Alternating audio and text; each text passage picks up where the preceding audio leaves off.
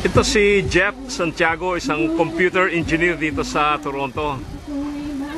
Ngayon, nag-o-offer siya ng kanyang services sa Filipino community and sa lahat ng communities dito sa Toronto.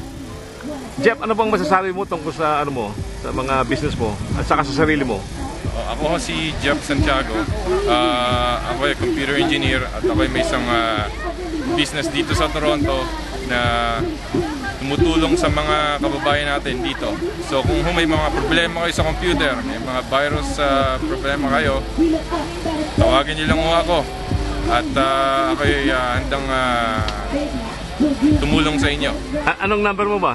Ang number ko ay 416-841-8664. Ako din ay may website www.computechcomputer.ca.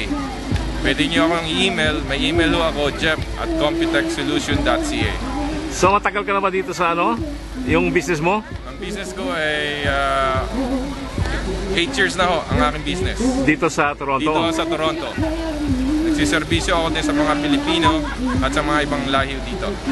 Ano-anong ginagawa mo? Halimbawa, yung computer mo mabagal o computer mo may virus.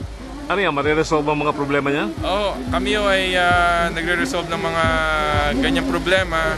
Sa amin naman ay pre-estimate to. Wala hong bayad ang pag-check and then i-advise namin kayo kung ang computer niyo worth it pang ayusin natin or pwede pa nating ayusin.